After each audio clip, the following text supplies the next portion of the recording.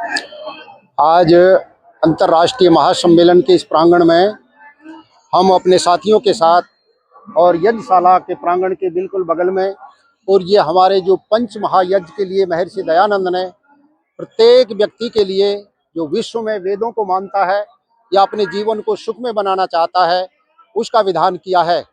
और हमारा आपका सबका एक दायित्व बन जाता है सुबह उठते ही उस प्यारे प्रभु परमात्मा का, जिसने ये सारे संसार को बनाया है, सृष्टि को रचा है, सृष्टि के पदार्थों को उत्पन्न किया है और हमारे भोग के लिए हमारे सामने प्रस्तुत किया है, उस प्यारे प्रभु परमात्मा का उठते ही हमें धन्यवाद करना चाहिए, जिसे हम ब्रह्म यज्ञ कहते हैं।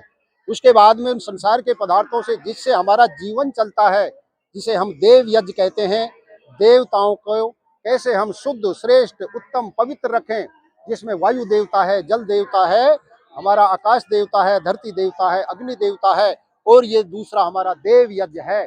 इसलिए हमारे इसमें यज्ञ में कहा गया है अग्निर्वै देवा नाम मुख, अग्नि देवताओं का जो मुख है और जिससे सारे अन्य देवता प्रकट हो जाते हैं। और हमारे ऋषि और महर्षियों ने इस प्रणाली को अपनाकर सारे संसार के इन देवताओं को हमने शुद्ध किया। आप देख रहे हैं, लोग हनुमान जी को बंदर का रूप बताते हैं, लेकिन आप प्रत्यक्ष देख सकते हैं हनुमान जी ब्रह्मचारी थे, प्रतिदिन यज्ञ करते थे, वेदों का स्वाध्याय करते थे और सेवा में लग्न थे। ऐसे हनुमान जी को हम अपने जीवन में धारण करके और सेवा का व्रत लें। हम भी हनुमान जी की तरह प्रतिदिन यज्ञ करें, ब्रह्मचर्य को धारण करें और वेदों का स्वाध्याय करें, तब हम हनुमान जी के सच्चे पुजारी बन सकते हैं। और तीसरा हमारा जो यज्ञ है वो है पितृयज्ञ। हमारे माता पिता जिनके माध्यम से हमें संसार में आने का सौभाग्य प्राप्त हुआ है, उनकी सेवा शुश्रेवा करना, सुबह उठते ही उनके चरणों में नमस्ते अभिवादन का प्रयोग करते हुए और हम उनको जल पान कराते हुए, वस्त्र आदि से सुख रखते हुए और उनकी सेवा करें, उनके पास बैठें, उनके जीवन का अनुभव लें और अपने समाज को, अपने राष्ट्र को, जिन्होंने उत्तम संतान दी हैं, उन ऐसे माता पिता को, जिसमें हम सब लोगों को धन्यवाद देते हैं, ऐसे माता पिता की संतान पैदा करें। जैसे श्रवण कुमार ने अपने माता पिता की सेवा करी, हम भी श्रवण कुमार की कावड़ तो निकाल कर लेकर आते हैं, लेकिन माता पिता की सेवा के नाम पर अंगूठा दिखाते हैं। हम श्रवण कुमार बने तो माता पिता की सेवा करें, उन्हें किसी भी प्रकार से कोई दुख कष्ट क्लेश ना हो, इतनी श्रद्धा पूर्वक सेवा करें, उन्हें इतना तृप्त कर दें, जिसे ही श्राद्ध और तर्पण के नाम से जाना जाता है। आज श्राद्ध के नाम पर 16 दिन का जो निकाला जाता है, वो सारा केवल पाखंड और अंधविश्वास है। माता पिता को तृप्त रखें, खुशियों से उन्हें परिपूर्ण करें, वस्त्रों से, भोजन से, आदि से हम उनको देकर चलते चलें। ऐसा हमारा चौथा है बलवेश देव यज्ञ। हम आज मनुष्य योनि में हैं, उससे पहले हम किन किन योनियों में से निकल कर आए हैं। हम पशु हों, पक्षी हों, कीट हों, पतंग हों, पता नहीं किस योनि में आए हैं।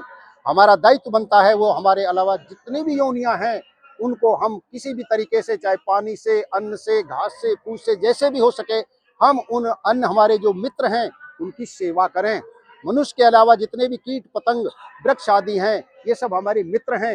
ये हमको कितना कितना देते हैं। अभी देखिए, ये आपके फूल खिले हुए हैं, ये हमको सुगंधी दे रहे हैं, मन को प्रसन्नता दे रहे हैं, वायुमंडल को शुद्ध कर रहे हैं। इसी प्रकार वृक्षों से हमको अनेक लाभ मिलते हैं, पशु और पक्षियों से हमें अनेक प्रकार के पदार्थ मिलते हैं, ये हमारे मित्र हैं। इसलिए बलवेश देव यज्ञ करना भी महर्षि दयानंद ने अति आवश्यक लिखा। और पांचवा यज्ञ है अतिथि यज्ञ।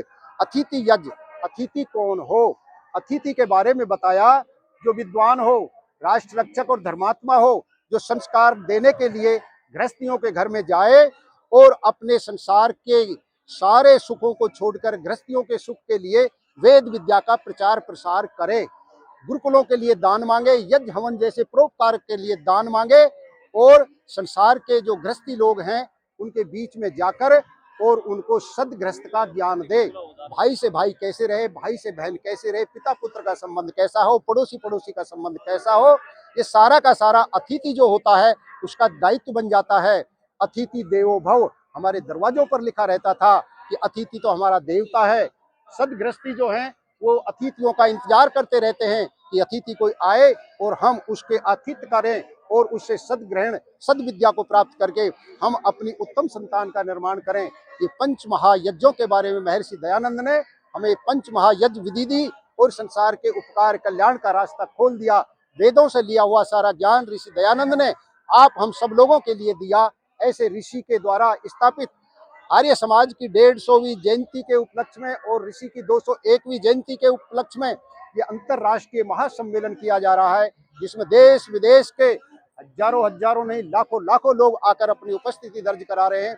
बड़ा सौरम्य वातावरण बना हुआ है, ऐसा मनमोहक वातावरण बना हुआ है कि हम यहाँ रमण करते रहें और सब लोग यहाँ से कुछ अच्छी श्रेष्ठ उत्तम प्रेरणा लेकर जाएं, जिससे हमारा राष्ट्र रक्षक जो अभियान है, जो हमारा धर्म की रक्षा, सनातन संस्कृति की रक्षा का अभियान है, वो अभियान हमारा सफल बने।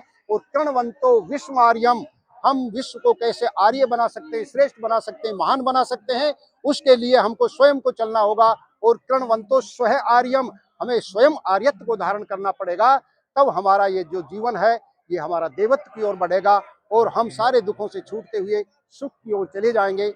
यही हम आप सब लोगों के बीच में ये निवेदन कर देना चाहते हैं कि आप पंच महायज्ञों से जुड़ें और अपने जीवन को सफल बनाएं। उम्र हमको थोड़ी मिली है, लंबी उम्र नहीं मिली है।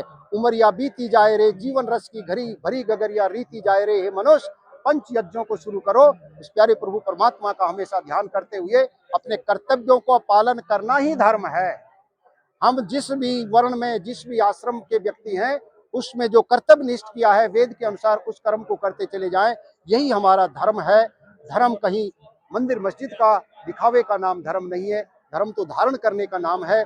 इसलिए हम न्याय को धारण करें, पवित्रता को धारण करें, पुरुषार्थ को धारण करें, यज्ञ को धारण करें, सेवा को धारण करें और वेद के ज्ञान को धारण करके अपने जीवन को हम धार्मिक बनाएं। इन्हीं शब्दों के साथ जो भी श्रोता हैं सबसे निवेदन है, अधिक से अधिक इन बातों को, जो वेद की बातें हैं, स्वीकार करें और संसार को श्रेष्ठ बनाएं, आर्य बनाएं। ओम इति सम।